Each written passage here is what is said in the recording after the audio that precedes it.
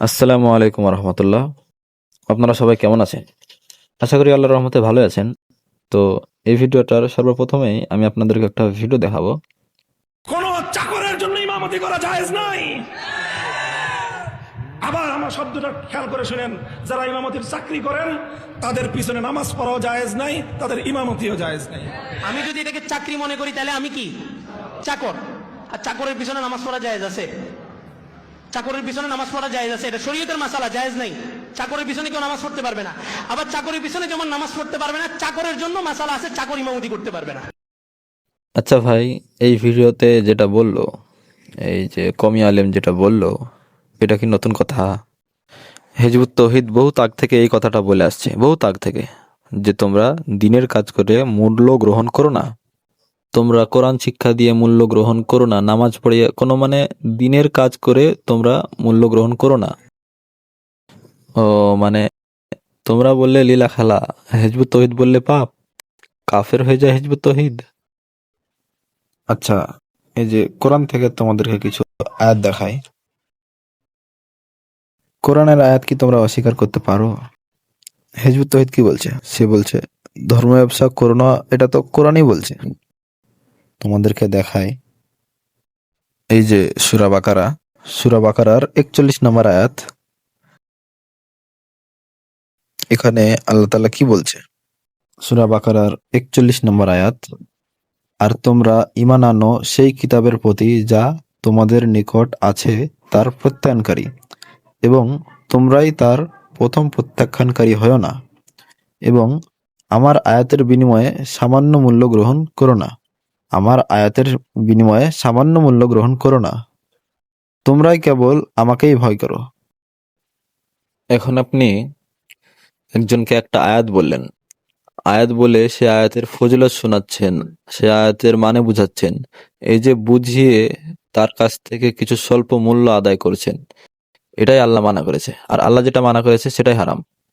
তারপর বিভিন্ন মাহফিলে কোরআনের আয়াত বলে 1-2 ঘন্টা ওয়াজ করে তারপর যে লক্ষ লক্ষ টাকা নিচ্ছে, এটা হারাম না?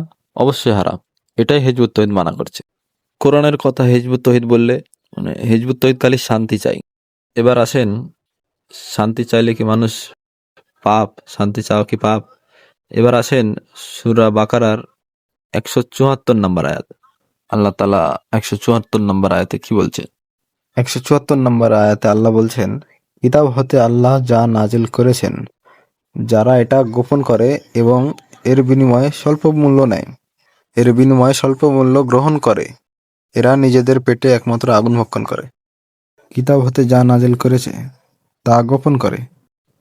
এখন তোমরা কি গোপন করো না? তোমরা তো খালি নামাজ, রোজা, হজ এগুলোর কথাই বলো, কিন্তু কোরআনে যে জিহাদের কিতালের কথা বলা হয়েছে সেটা তো তোমরা গোপন করো, সেটা তো তোমরা বলো না, কারণ সেটা তো তোমরা করো না। করলে না বলবে, কারণ সেটা করলে তো, জিহাদ করলে, কিতাল করলে তো জানমাল হারানোর ভয় আছে। তোমরা যেটা গোপন করছো এর বিনিময়ে স্বল্প মূল্য গ্রহণ করে এরা নিজেদের পেটে একমাত্র আগুন। ওদের সাথে আল্লাহ কিয়ামতের দিন কথা বলবেন না এবং ওদেরকে পবিত্র করবেন না, এবং ওদের জন্য আছে যন্ত্রণাদায়ক শাস্তি। মসজিদে যখন ইমাম ওয়াজ করে 15 মিনিটের যে কথাবার্তা গুলো বলে, খালি নামাজ নামাজ, রোজা, হজ, এটা সেটা ছোটখাটো বিষয়, কিন্তু জিহাদ ফিতারের কথা তো বলো না তোমরা। কারণ ওই যে জানমাল হারানোর ভয় আছে, তোমরা তো জিহাদ করতে যাবে না, ঠিক আছে? এখন তোমরা বলতে পারো কার বিরুদ্ধে জিহাদ? গোটা দুনিয়ায় চলছে, গোটা দুনিয়ায় আল্লাহর বিরুদ্ধে, আল্লাহর আইনের বিরুদ্ধে, কোথাও আল্লাহর আইনের কথা চলছে না, সেখানে তুমি কার সাথে জিহাদ ফিদার করবে? এটা কি প্রশ্ন করার কথা? এবার আসেন সূরা ইয়াসিনের 21 নম্বর আয়াতে আল্লাহ কি বলছেন। সূরা ইয়াসিন 21 নম্বর আয়াত, সরি 21 নম্বর আয়াতে আল্লাহ বলছেন, উত্তুবিউ মান লা ইয়াসআলুকুম আজরান ওয়া হুম মুহতাদুন। তোমরা মান্য করো ওদেরকে যারা তোমাদের কাছে কোনো প্রতিদান চায় না, পরস্ত তারা সঠিক পথে পরিচালিত। আচ্ছা ভাই, কোরআনের কথা তো অমান্য করতে পারবে? পারবে না। তো হেজবুত তহিদ এই কথা বহুত আগ থেকে বলে আসছে ধর্ম ব্যবসা করা হারাম। একটা আয়াত শিক্ষা দিয়ে মাদ্রাসায় দেখেন মানুষ হাফেজ বানাচ্ছে, মক্তব পড়াচ্ছে, কোরআন শিক্ষা দিচ্ছে, কিন্তু তারা যারা মাদ্রাসায় পড়ছে ওরা কিন্তু বেতন দিয়ে পড়ে 1,500, 2,000, 3,000। যারা প্রাইভেট মাদ্রাসা ওরা তো বহুত, মানে প্রাইভেট মাদ্রাসার বহুত ডিমান্ড, পড়ালেখা নাকি ভালো, বেতনও সেরকম। তো এই যে ব্যবসা চলছে, এই ব্যবসা এটা কি ধর্ম ব্যবসা নয়? এটা কি ধর্ম ব্যবসা? এটা তো ওরা হারাম। ওরা কেন করছো এটা? ওরা এটা কেন করছো? এটা এখন যদি বলতে যাই, এই যেমন এই যে কওমি আলেমরাও বলে ফেললো যে ধর্ম মানে যে যারা চাকর তাদের পিছনে নামাজ পড়া, কারণ সে তো চাকরি করছে, ইমামতির চাকরি করছে। এখন আপনারা প্রশ্ন করতে পারেন যে ইমামতির চাকরি যদি না করেন তাহলে কে নামাজ পড়ায়? মুসল্লিরাই যে কোনো একজন পড়িয়ে দিবে। এভাবে করলে তো কোনো মুসল্লি যাবে না, বা এরকম অনেক ঝামেলা হতে পারে। এটার কোনো না কোনো উপায় আছে, উপায় বের করতে হবে।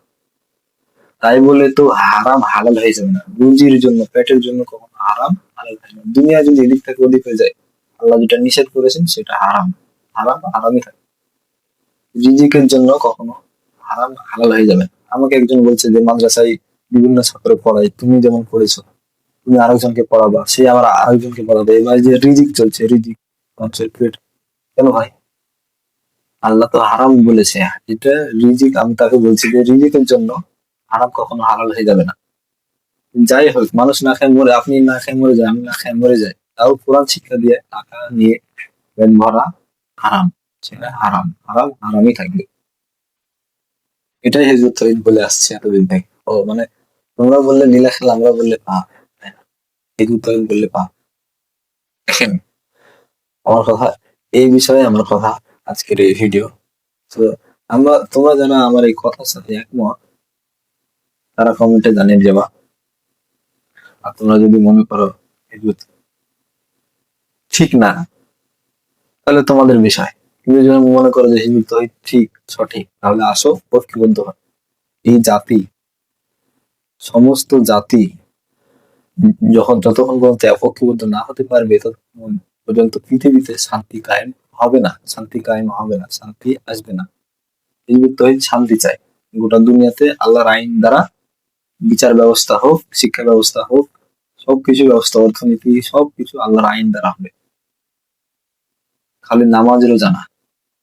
এই যে সবাই নামাজ রোজার কথাই বলে, আল্লাহর আইনের কথা বলে না। বিচারে মানে যেমন কোর্টে বিচার হয় ব্রিটিশের আইন দ্বারা, ব্রিটিশের আইন দ্বারা বিচার হচ্ছে, হলেও তো হয় বিচার সুষ্ঠুভাবে, হলেও তো হয়, সুষ্ঠুভাবে হয় না, ঘুষ। ধরেন কোর্টে গেলে তো গরিব মানুষের কোনো পা ফেলার জায়গায় নাই, পা ফেললে লুটে নিবে, খালি লুটে নিবে। পুলিশের কাছে যদি আমি অভিযোগ দিতে যাই, ধরেন আমার কেউ টাকা মেরে নিয়ে চলে গেলো 10 লাখ, 5 লাখ, এখন আমি একবারে ফকির, অশূন্য হয়ে গেছি, এখন বিপদে পড়ে পুলিশের কাছে যাব, পুলিশ কানে কথা নিবে না। যখন 1 লাখ টাকা দিব তখন দৌড়াদৌড়ি করবে। মানে আমার কাছে তো টাকা নাই, তাহলে কি করে তাদেরকে টাকা দিব? তখন কোর্টে ধরেন আমার মাটি কেউ মানে জোর করে নিয়ে নিল, তার নামে দখল করে নিল। এখন আমি কোর্টে যাব, কোর্টে যে উকিলকে বলছি এই ঘটনা, বলছে 3 লাখ টাকা লাগবে। মানে আমার মাটি আমি ছুটাবো, তাও 3 লাখ টাকা দিতে হবে। শুধু এটা না, এরকম হাজার হাজার কেস পেন্ডিং আছে, চলতে আছে, চলতে আছে। ঘুষ আর ঘুষ, কোর্টের পা দিলে খালি ঘুষ, ঘুষ। পুলিশ স্টেশন মানে সাধারণ গরিব মানুষ তো ভয় যেতে পারে না, এগুলো গেলেই তো লুটে লুটে। এই সিস্টেমকে হিজবুত তহিদ গোড়া থেকে উপড়ে ফেলবে। এই জন্য হিজবুত তহিদের সংগ্রাম আল্লাহর আইন দ্বারা সবকিছু চলবে, সবকিছু। শুধু আইন ব্যবস্থা না, শিক্ষা ব্যবস্থা, এই সেই যত কিছু চলে সবকিছু। আচ্ছা, এই জিনিসটা কি চাওয়া কি পাপ? এই জিনিসটা চাইলে কি মানুষ পাপের হয়ে যায়? শান্তি চাইলে কি মানুষ পাপের হয়ে যায়? শুধু এই বাংলাদেশ না, গোটা পৃথিবীতে হিজবুত তহিদ শান্তি কায়েম করার জন্য সংগ্রাম চালিয়ে যাবে যতদিন নিঃশ্বাস আছে। তো আসুন, যদি আপনাদের মনে হয় যে আমার কথা ঠিক, হিজবুত তহিদ ঠিক, তাহলে আসুন আমরা ঐক্যবদ্ধ হই। আমার আপনাদের কাছে দাওয়াত রইল, হিজবুত তহিদে আসুন, সদস্য হন। আসুন বাংলাদেশে শান্তি কায়েম করি এবং গোটা পৃথিবীতে শান্তি কায়েম করি। এটাই ছিল আমার বক্তব্য আজকের ভিডিওতে। আপনাদের যদি কোনো প্রশ্ন থাকে আমার ভিডিওতে কমেন্ট বক্সে, বেশিরভাগ নেগেটিভ কথাই আসবে যদি ভিডিও ভিউ হয়, কারণ এটা আমার ফার্স্ট ভিডিও, প্রথম চ্যানেলে, মানে খুব ইয়া চ্যানেল, আমাদেরও কয়েকটা সাবস্ক্রাইবার। কমেন্টে বেশিরভাগ নেগেটিভ কথা আছে, পজিটিভ কথা আমি মনে করি আসবে না। কারণ সত্য কথা বললে পজিটিভ কথা আসবে না, সত্য কথা কেউ পছন্দ করে না, সত্যকে তিতা মনে হয়, সত্য কথা বললে সবার তিতা মনে হয়। তো আসুন, যাদের আমি দাওয়াত দিলাম মন থেকে, যারা মনে করেন যে এটা ঠিক ঠিক বললাম আমি, আসুন আমরা ঐক্যবদ্ধ হই, ঐক্যবদ্ধ হয়ে শান্তি কায়েম করি। এটাই ছিল আমার বক্তব্য। আসসালামু আলাইকুম। ভুল হয়ে থাকলে মাফ করে দিন।